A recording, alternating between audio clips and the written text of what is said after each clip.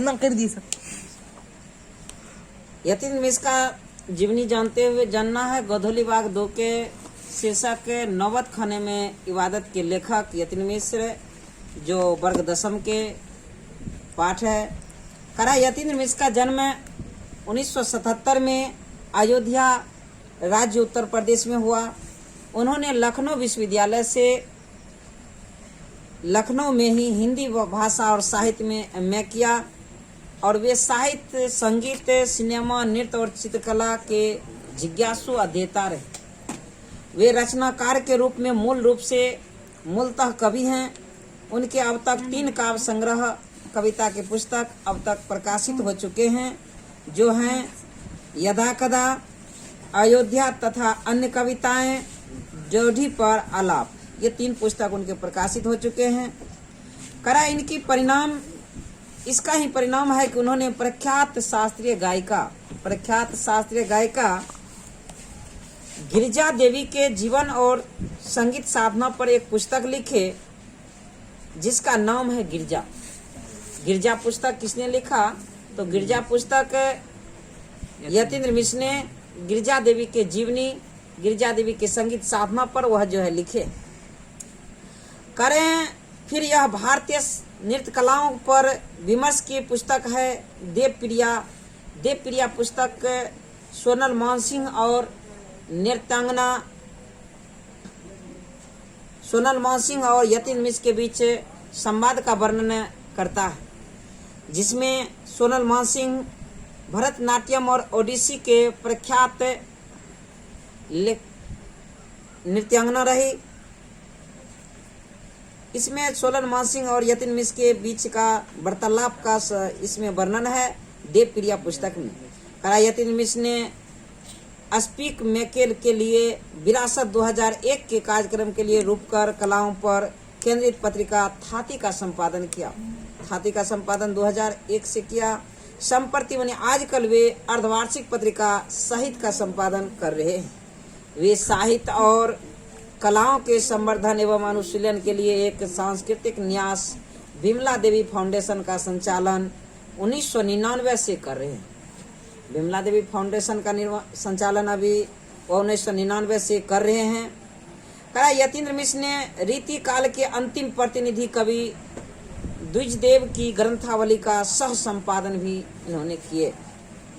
उन्होंने हिंदी के प्रसिद्ध कवि कुमार नारायण पर केंद्रित 2 पुस्तकों के अलावा हिंदी सिनेमा के जाने माने गीतकार गुलजार की कविताओं का संपादन यार जुलाहे के नाम से किया। यतीन्द्र मिश्र को अब तक भारत रत्न भूषण अग्रवाल पुरस्कार, भारतीय भाषा परिषद युवा पुरस्कार, राजीव गांधी एकता पुरस्कार, रजा पुरस्कार, हेमंत स्मृति कविता पुरस्कार, ऋतुराज सम्मान आदि कई पुरस्कार प्राप्त हो चुके हैं। उन्हें केंद्रीय संगीत नाटक अकादमी नई दिल्ली और सराय नई दिल्ली की फेलोशिप भी मिली है। नौबत खाने में इबादत प्रसिद्ध शहनाई वादक बिस्मिल्लाह खां पर रोचक शैली में यह पाठ लिखा गया व्यक्ति चित्र है। इस पाठ में बिस्मिल्लाह खां का जीवनी, उनकी रुचि, अंतर्मन की बनावट, संगीत की साधना आदि गहरे जीवन अनुराग और संवेदना के साथ प्रकट हुए हैं। यह एक नई छाप लोगों के दिल पर छोड़ जाता है। बिस्मिल्लाह खां बिहार के डुमरो गांव के रहने वाले थे, जिस डुमरो में इनका जन्म 1916 में हुआ और 1922 में ये अपने नाना घर वाराणसी काशी चले गए। 1922 के आसपास तक यह पंचघाट गंगा घाट स्थित बालाजी मंदिर की ड्योढ़ी का नौबत खाना और नौबत खाने से निकलने वाले मंगल ध्वनि, ये सब इनको याद है। कमरुद्दीन अभी सिर्फ उस समय 6 वर्ष का है। बिस्मिल्लाह खां का बचपन का नाम कमरुद्दीन है। इनके बड़ी भाई का नाम शमसुद्दीन है, जो 9 साल का है, और ये 6 साल का है। 1922 में करा है। इसको ये पता नहीं था कमरुद्दीन को कि राग किस चिड़िया को कहते हैं, राग क्या होता है, जबकि इसके मामा लोग जो थे राग के बारे में बात बात पर भीम पलासी इत्यादि इत्यादि राग का वर्णन क्या करते थे, भीम पलासी, मुल्तान इत्यादि राग का। करा गोया इतना जरूर है कि कमरुद्दीन व शमसुद्दीन दोनों भाई के मोहम्मद व मालिक सादिक हुसैन तथा अली बख्श, सादिक हुसैन और अली बख्श, ये दोनों कमरुद्दीन और शमसुद्दीन के मोहम्मद थे। विभिन्न रियासतों के दरबार में बजाने जाते रहते थे इनके मामा लोग। रोज नाम मचे में बालाजी का मंदिर सबसे पहले आता था। नहीं, सबसे पहले बालाजी के मंदिर में ही वे लोग अपना स्मृति, अपना जो है पूजा, अपना जो है संगीत शुरू करता था। शहनाई बजाते थे, उसके बाद ही कहीं पर वह जाते थे काम करने के लिए। हर दिन की शुरुआत वही डोढ़ी पर होती है। मंदिर के विग्रहों को पता नहीं कितना समझ है, मंदिर के लोगों को कितना समझ है कि रोज रोज वह बदल बदल कर मुल्तानी, कल्याणी, ललित और कभी भैरवी इत्यादि रागों में सुना करते हैं ये शहनाई का गीत। ये खानदानी पेशा है अली बख्श के घर का, उनके मामा के, कमरुद्दीन के मामा के घर का। उनके अब्बा जान भी यही डोडी पर शहनाई बजाया करते थे। कमरुद्दीन का जन्म डुमराव बिहार के एक संगीत प्रेमी परिवार में 1916 में हुआ था। 5-6 वर्ष डुमराव में बिता करके वह नाना के घर ननिहाल काशी में आ गए। शहनाई और डुमराव एक दूसरे के उपयोगी थे, क्योंकि शहनाई में जो रीड का प्रयोग होता है, वह रीड जो जिस घास से बनता है, वह घास डुमराव के नदी के किनारे कछार में वह उपजता है। कराए सलार हुसैन इनके परदादा थे। इनके परदादा सलार हुसैन खां डुमराव के निवासी थे।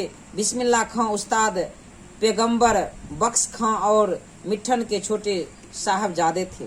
बिस्मिल्लाह खां की उम्र मात्र 14 साल है। वही पुराना बालाजी का मंदिर जहां बिस्मिल्लाह खां को नौबत रियाज के लिए जाना पड़ता, मगर एक रास्ता है बालाजी मंदिर तक जाने का। यह रास्ता रसूलन बाई और बतुलन बाई के यहाँ से होकर जाता है।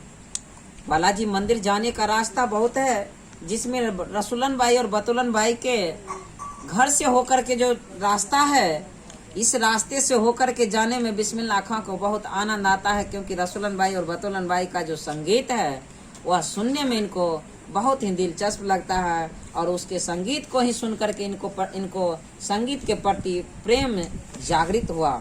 इस रास्ते से कमरुद्दीन को जाना अच्छा लगता है, क्योंकि इसमें बोल बनाओ कभी ठुमरी, कभी टप्पे, कभी दादरा के मार्फत डोडी तक पहुँचते रहते। रसूलन बतुलन जब गाती तब कमरुद्दीन को खुशी मिलती।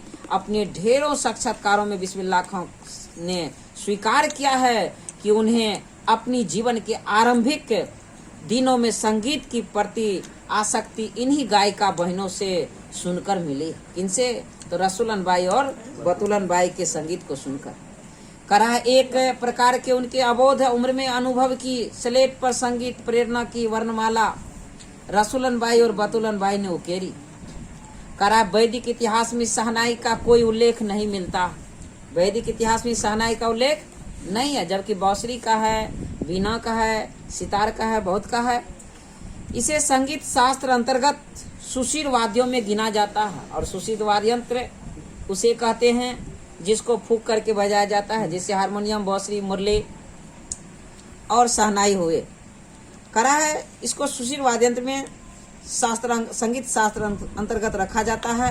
अरब देश में फूंक कर बजाए जाने वाले वाद्य, जिसमें नारी यानी नरकट की रीढ़ होती है, को नय बोलते हैं, और शहनाई को शाहने अर्थात सुशील वाद्यों में शाह की उपाधि शहनाई को दिया गया। क्वेश्चन भी पूछता है कि शहनाई को शाह की किस वाद्यंत्र को शाह की उपाधि दिया गया है, तो शहनाई वाद्यंत्र को शाह की उपाधि मिली है।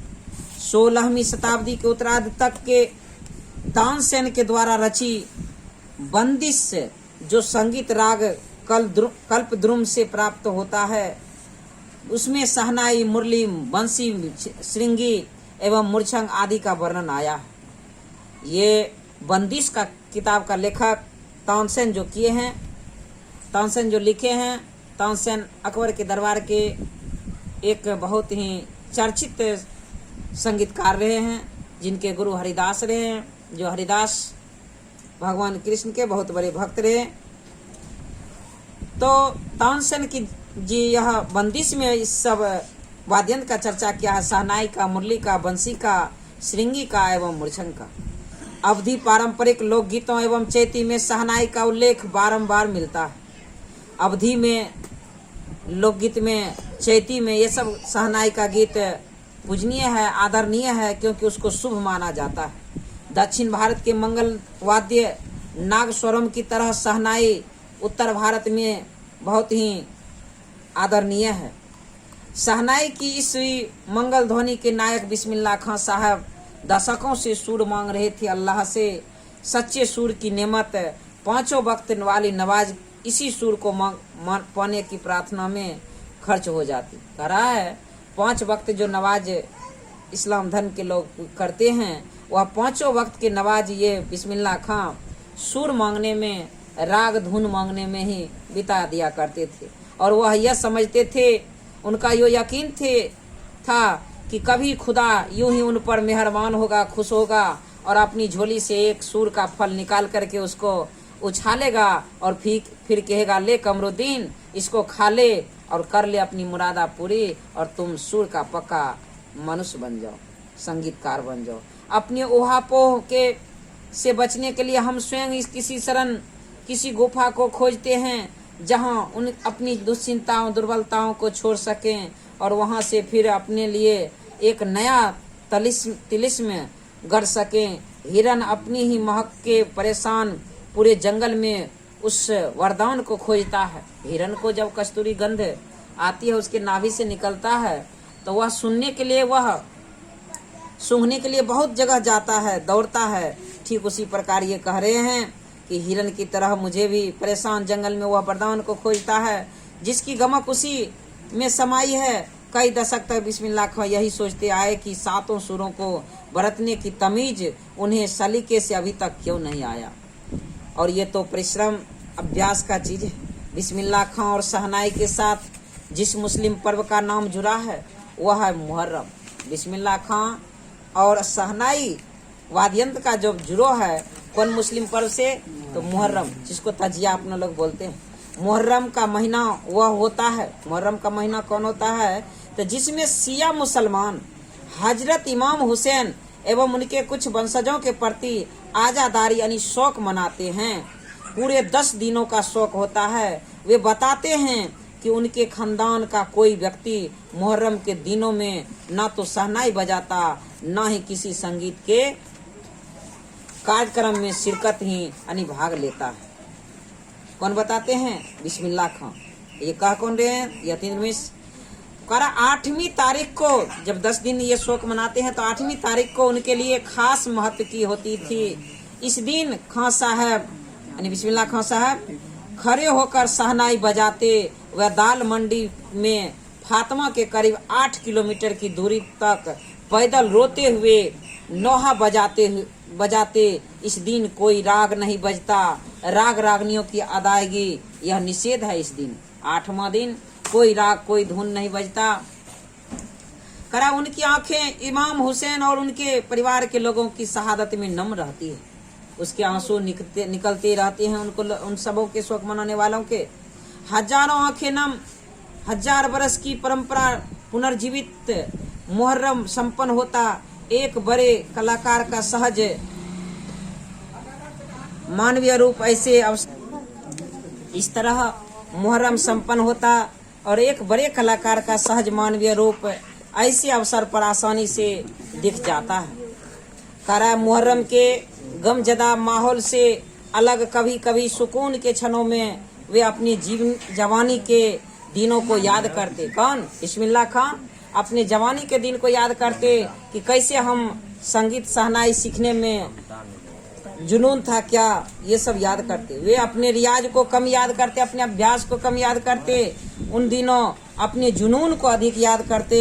अपने अब्बाजान और उस्ताद को कम, पक्का महाल की कुलसुम हलवाइन की कचौरी वाली दुकान व गीत वाली सुलोचना को ज्यादा याद करते। गीत वाली सुलोचना को ज्यादा याद करते। कैसे सुलोचना उनकी पसंदीदा हीरोइन रही थी। बड़ी रहस्यमय मुस्कुराहट के साथ गालों पर चमक आ जाती थी। खां साहब की अनुभवी आंखें जल्द ही खिस से हंस देने की ईश्वरीय कृपा बदस्तूर कायम रही। इसी बाल सुलभ हंसी में कई यादें बंद थी। वे जब उनका जिक्र करते तब फिर उसी नैसर्गिक आनंद में आंखें चमक उठती। कमरुद्दीन तब सिर्फ 4 साल के रहे होंगे। छुपकर नाना को शहनाई बजाते हुए सुनते थे। जब 4 साल के थे तभी वह छुप करके नाना के शहनाई बजाते सुनते थे, और जब सब बजा करके चले जाते तब वह जो है वह नाना के शहनाई ढूंढ करके निकाल करके बजाते।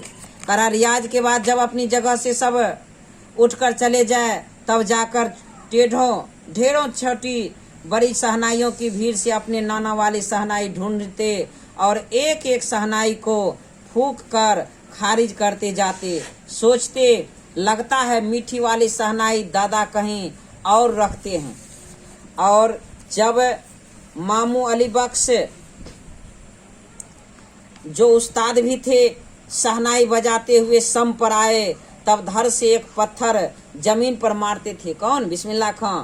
सम पर आने की तमीज उन्हें बचपन में ही आ गई थी। सम का मतलब जब राग लय एक सम मिलन होता है, तो कह रहा है सम पर आने की तमीज उनको बचपन में आ गई थी। तो कह रहा वह पत्थर पटक करके इसको आजाद इसका जो है दिया करता था, सिर हिला करके दी जाती है, ऐसा बात वह नहीं जानते थे। और बचपन के समय फिल्मों के बुखार के बारे में तो पूछना ही क्या। उस समय 3rd क्लास के लिए 6 पैसे का टिकट मिलता था। फिल्म देखने के बहुत शौकीन थे। कौन? बिस्मिल्लाह खां। बचपन में फिल्म देखने में बहुत शौकीन थे। और कौन फिल्म देखते थे? तो सुलोचना का और फेवरेट हीरोइन। हाँ, बहुत हीरोइन, इसका बहुत फेवरेट हीरोइन था। कमरुद्दीन 2 पैसे मामू से लेते, 2 पैसे मौसी से और 2 पैसे नानी से। 6 पैसे पूरा करके टिकट मिल जाता था 3rd क्लास का, और जा करके आराम बैठ के आराम से देख लेता था।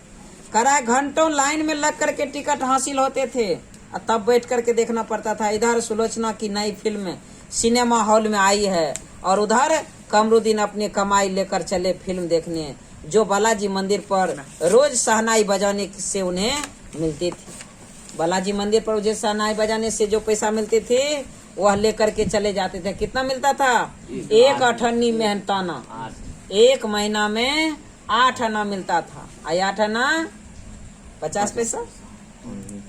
और सब जो है देखता था। करा उस पर यह शौक जबरदस्त की सुलोचना की कोई नई फिल्म ना छूटे और कुलसुम की देसी घी वाली दुकान की कचौरी, वह पकौड़ी भी उसको नहीं छूटे। ये उसमें थी। वहाँ ही संगीत में कचौरी इस तरह, क्योंकि कुलसुम जब कलकलाती घी में कचौरी डालती थी उस समय छन से उठने वाली खाली आवाज में उन्हें सारे आरोह अवरोह दिख जाते। संगीत का जो आरोह अवरोह होता है, सारे गम पधनी सा और सनी दब मगरे सा, वह सब धुन उसको नजर आ जाता था। और किसमें वह पकौड़ी जो छनछनाती थी। मगर इतना ही तय है कि अपने खां साहब रियाजी और स्वादी दोनों थे। इस बात में कोई शक नहीं कि दादाजी मीठी शहनाई उनके हाथ लग चुकी थी। यानी वह संगीत में भी उतना प्रेमी था जितना कि शहनाई बजाने में था, और उतना ही वह पकौड़ी खाने में भी उसको स्वादी भी थी उतने। काशी में संगीत आयोजन की एक प्राचीन एवं अद्भुत परंपरा रही है। काशी में यह आयोजन पिछले कई दशकों में संकट मोचन मंदिर में होता आया है। बनारस गए संकट मोचन मंदिर में देखे थे। यह मंदिर शहर के दक्षिण में लंका पर स्थित है। वह हनुमान जयंती के अवसर पर यहाँ 5 दिन का शास्त्रीय और उप शास्त्रीय गायन वादन की उत्कृष्ट सभा होती है। कहाँ पर? संकट मोचन मंदिर में 5 दिन की सभा होती है, शास्त्रीय संगीत की और उप शास्त्रीय संगीत की। करा इसमें बिस्मिल्लाह खां अवश्य रहते थे। बिस्मिल्लाह खां को निश्चित रूप से आमंत्रण मिलता था। वे अपने मजहब के प्रति अत्यधिक समर्पित उस्ताद बिस्मिल्लाह खां की श्रद्धा काशी विश्वनाथ जी के भी प्रति अपार थी। वह अपने मजहब, अपने धर्म इस्लाम धर्म के भी प्रति बहुत ही समर्पित रहते थे। साथ साथ वह बिस्मिल्लाह खां बालाजी मंदिर भगवान शिव जी के भी प्रति वह उतना ही आसक्त और श्रद्धापूर्ण थे। वे जब भी काशी से बाहर रहते तब विश्वनाथ वह बालाजी मंदिर की दिशा की ओर मुंह करके बैठते। थोड़े देर ही सही मगर उसी और शहनाई का प्याला घुमा दिया जाता और भीतर की आस्था रीढ़ के साथ से बजती। करा है जब वह बनारस काशी से कहीं दूर पर अपना प्रवचन दिया करते, पर अपना जो है मतलब ये सटा में जाया करते थे, प्रोग्राम होता था, तो वह बालाजी मंदिर की तरफ अपना वह शहनाई का मुंह करके और एक दो बार बजा करके उसको नमस्कार यानी प्रणाम कर लिया करते थे और तब वह अपना प्रोग्राम कहीं अन्यत्र प्रारंभ करते थे। करा है तो इतना श्रद्धा उनको विश्वनाथ मंदिर के प्रति था, बालाजी के मंदिर के प्रति था। करा है खां साहब की एक रीढ़ 15 से 20 मिनट के अंदर गीली हो जाती थी, जो नरकट के यानी लरकुच से बनता था, तब वे दूसरी रीढ़ का इस्तेमाल कर लिया करते थे। अक्सर कहते हैं कि क्या करे मियाँ, ई काशी छोड़कर कहाँ जाएं। कौन कहते हैं? बिस्मिल्लाह खां कह रहे हैं कि मियाँ मैं क्या करूं, यहाँ यह काशी छोड़ करके कहाँ जाएं। गंगा मैया, यहाँ बाबा विश्वनाथ, यहाँ बालाजी का मंदिर और यहाँ हमारे खानदान की कई पुस्तकों ने शहनाई बजाई है। हमारे नाना तो वही शहनाई, वही बालाजी मंदिर में बड़े प्रतिष्ठित शहनाई बाज रह चुके हैं। कौन कह रहे हैं? बिस्मिल्लाह खां कह रहे हैं हमारे नाना जी भी यहाँ पर रह चुके हैं। अब हम क्या करें, मरते दम तक न यह शहनाई छूटेगी न काशी। जिस जमीन ने हमें तालीम दी, तालीम मतलब सारा ज्ञान दिया, करा जिस जमीन ने हमें यह तालीम दी, जहाँ से अदब पाई वो कहाँ और मिलेगी।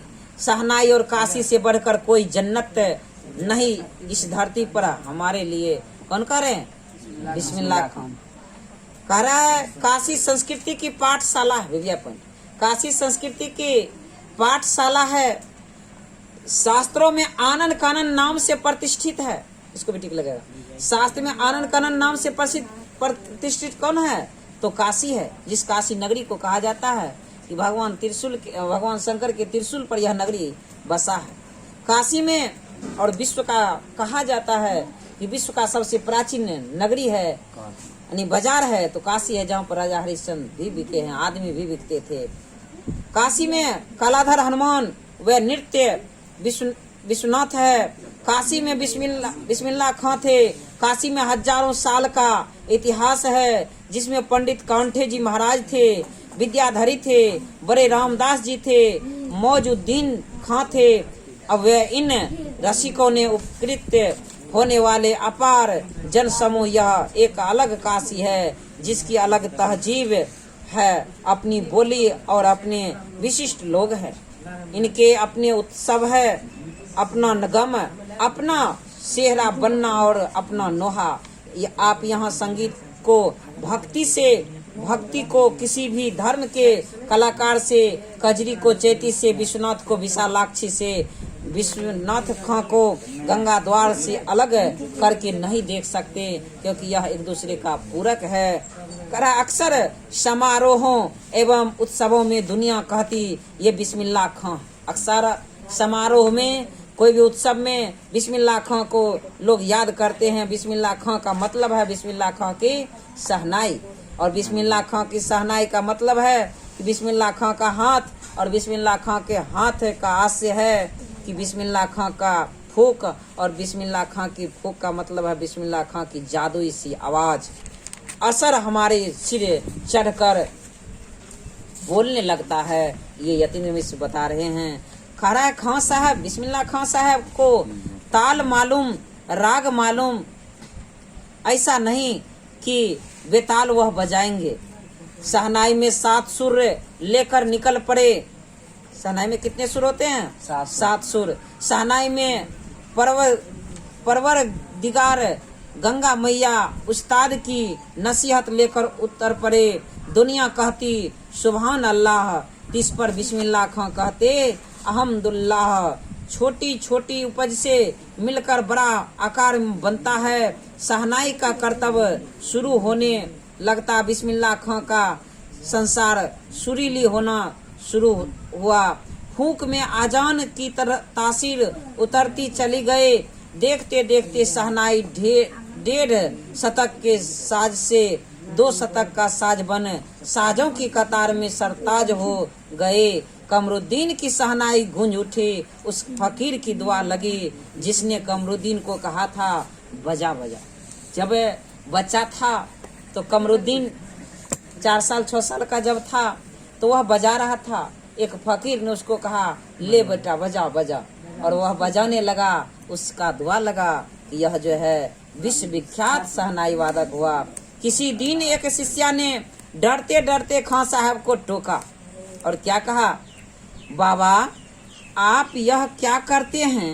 इतनी प्रतिष्ठा है आपकी, आपको भारत रत्न मिला है, आपको भारत रत्न भी मिल चुका है, यह फटी तहमद न पहना करे। वह उसकी शिष्या थी, यह फटी लुंगी पहना था तो कहा यह फटी तहमद आप न पहना करें, आपको इतना प्रतिष्ठा है फिर भी आप ऐसा पहनते हैं, अच्छा नहीं लगता। खां साहब उस पर क्या कहता है, कहा अच्छी नहीं लगती तो ये खां साहब मुस्कुराए और लार से भरकर बोले, धत पगली, ये भारत रत्न हमको शहनाई पे मिला है, लुंगिया पे नहीं। तुम लोगों की तरह बनौ सिंगार कर देखते रहते तो उम्र ही बीत जाती, हो चुकती शहनाई तब क्या खाक रियाज हो पाता। ठीक है बिटिया, आगे से नहीं पहनेंगे, मगर इतना बताए देते हैं कि मालिक ये से यही दुआ है, फटा सुर न बख्शे। लुंगिया का क्या है, आज फटी है तो कल सिल जाएगी। ये इसमें विश्वास है, धैर्य है और इतना इसको निष्ठा, अपने कर्तव्य के प्रति लगन है, इसलिए तो ये इतना विश्व विख्यात हो पाए। कह रहा है सन 2000 के बात है कि पक्का महाल यानी काशी विश्वनाथ से लगा हुआ इलाका है से मलाई बर्फ बेचने वाले जा चुके हैं। खां साहब को इसकी कमी खलती है। मलाई बर्फ बेचने वाले आते थे उस समय, 2000 के आसपास ये लोग नहीं आते हैं, उसकी कमी इसको खलते हैं क्योंकि ये डेली खाते थे। अब देसी घी में वह बात कहाँ है, कहाँ वह कचौरी जलेबी। खां साहब को बड़ी शिद्दत से किसी ये कमी खलती है। अब संगीतियों के लिए गायकों के मन में कोई आदर नहीं रहा। अब संगीतियों के प्रति, गायकों के प्रति लोगों को आदर नहीं है। खां साहब अफसोस जताते हैं, अब घंटों रियाज को कौन पूछता है। हैरान है बिस्मिल्लाह खां, कहाँ वह कजली चैती अदब का जमाना। कहा पहले तो गायक को लोग बहुत ही आदर पूर्वक रखते थे, सम्मान करते थे। सचमुच हैरान करती है काशी पक्का महाल से जैसे मलाई बर्फ गया। संगीत साहित्य और अदब की तरफ बहुत सारी परंपराएं लुप्त हो गए। एक सच्ची सुर साधक और सामाजिक की भांति बिस्मिल्लाह खां साहब को इन सब की कमी खलती थी। काशी में जिस तरह बाबा विश्वनाथ और बिस्मिल्लाह खां एक दूसरे के पूरक रहे, करा गुलाल जी गंगा जमुना संस्कृति भी एक दूसरे के पूरक रहे। टिक लगा देगा इसको। गुलाल की गंगा जमुना संस्कृति भी एक दूसरे के पूरक रहे। अभी जल्दी ही बहुत कुछ इतिहास बन चुका है, अभी आगे बहुत कुछ इतिहास बन जाएगा। फिर भी कुछ बचा है जो सिर्फ काशी में है। काशी आज भी संगीत के स्वर पर जगती है और उसकी थापों पर सोती है।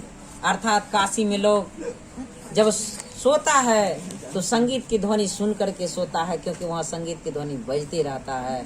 और जब जगता है तो उससे पहले वहाँ संगीत की ध्वनि प्रारंभ हो जाती है तो लोग संगीत सुनता है, यानी संगीत के ध्वनि से वह सोता है और संगीत की ध्वनि सुन करके ही वह जगता है। ऐसा काशी में है। करा है काशी में मरण भी मंगल माना जाता है। काशी में जो मरता भी है उसको भी वह मानता है कि वह स्वर्ग को प्राप्त करेगा। और काशी आनंद कानन है। सबसे बड़ी बात है कि काशी के पास उस्ताद बिस्मिल्लाह खां जैसा लय और सुर की तमीज सिखाने वाला नायाब हीरा रहा है, जो हमेशा से दो कौमों को एक होने व आपस में भाईचारे के साथ जोड़ने की प्रेरणा देता है। हिंदू मुस्लिम को एक करने का काम करते हैं। हमें ये भारत रत्न से लेकर के इस देश के ढेरों विश्वविद्यालयों की मानद उपाधियों से अलंकृत व संगीत नाटक अकादमी पुरस्कार, पद्म विभूषण जैसे सम्मानों से नहीं, बल्कि अपनी अजय संगीत यात्रा के लिए बिस्मिल्लाह खां साहब भविष्य में हमेशा संगीत के नायक बने रहेंगे। 90 वर्ष इसको टिक लगेगा। भारत रत्न से इसको मिला, उसके बाद संगीत नाटक अकादमी पुरस्कार, पद्म भूषण पुरस्कार, ये सब भी मिले। उसके साथ साथ यह कह रहा है कि भविष्य में ये ऐसा संगीत नायक बने रहेंगे। 90 वर्ष उम्र पूरा और 21 अगस्त 2006 को संगीत रसिकों की हार्दिक सभा से हमेशा के लिए ये विदा हुए। और खान साहब की सबसे बड़ी देन यही है कि सारी उम्र उन्होंने संगीत की संपूर्णता व एकाधिकार से सीखने की जिज्ञासा अपने भीतर जिंदा रखी। यही सबसे बड़ी उपलब्धि है। इसमें थोड़ा सा ये भी पॉइंट जान लेना है कि सम किसे कहते हैं। सम कह रहा है ताल एक अंग है। ताल का एक अंग संगीत में वह स्थान जहाँ लय की समाप्ति और ताल का आरंभ होता है उसे सम कहा जाता है। लय की समाप्ति और ताल का आरंभ होता है तो उसे सम कहा जाता है। और श्रुति किसे कहते हैं? श्रुति की संख्या संगीत में 22 है। एक स्वर से दूसरे स्वर पर जाते समय का अत्यंत सूक्ष्म स्वर का जो अंश है, स्वरांश, उसको श्रुति कहते हैं। श्रुति की संख्या संगीत में 22 है। वाद्यंत्र किसे कहते हैं? तो वाद्यंत्र जो हम संगीत में उपयोगी बजाने वाले जो यंत्र हैं उसे वाद्यंत्र कहते हैं। करा है हमारे देश में वाद्यंत्र की मुख्य रूप से 4 श्रेणी में बांटा गया है, जिसमें पहला आता है तत् वितत।